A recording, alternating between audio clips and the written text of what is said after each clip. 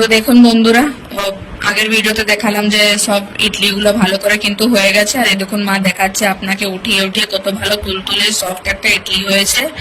এই দেখুন সবগুলো মা বার করে নিয়েছে ওই ইয়ে থেকে, স্টিমার থেকে। আর এই দেখুন এটা সাম্বার ছিল, আর এটা হয়ে গেছিল তৈরি। তো মা ওটা খুলে নিয়ে দেখছে। আসলে আমাকে খিদা পেয়ে গেছিল বহু জোরসে, তো আমি মাকে বললাম দিতে, তো মা কুকারটা খুলে নিয়ে আমাকে দিচ্ছে। এ দেখুন হাতা বেরালো, আর এটা থেকে আমাকে দিচ্ছে বাটিতে। এ দেখুন, দেখুন আপনারা দেখে নিন কেমনি লাগছে সাম্বারটা, মানে ভালোই টেক্সচার ছিল আর দেখতে তো ভালোই লাগছে। এবার দেখছি খেয়ে নিয়ে কেমনি লাগবে। এ দেখুন মা এমনি ইডলিটা চাকুতে কেটে কেটে নিয়ে দিচ্ছে। আর এ দেখুন, আর এটাতে একটু খাট্টাপান আনবার জন্য এটাতে তেঁতুল দিয়ে দিচ্ছে, ইমলি।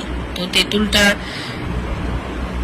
এই দেখুন আমি তোমাকে এটা দেখাচ্ছি ভালো করে ডালটা কেমনি লাগছে। তো এটা দেখুন মা তেঁতুলটা কেমনি চটকাচ্ছে ভালো করে, এটা থেকে রসটা বের বের করে নিচ্ছে। আর তারপর এটাতে আমি একটু নিজের ইডলি সাম্বারটার সাথে একটু বিলিয়ে নিব, যেটা একটু ভালো লাগবে। কারণ কি সাম্বারটা তো খুব ঝাল ঝাল হয়, তো ওটার সাথে একটু তেঁতুলটা মিলালে একটু খাট্টা পানটা ভালোই লাগবে খেতে কিন্তু।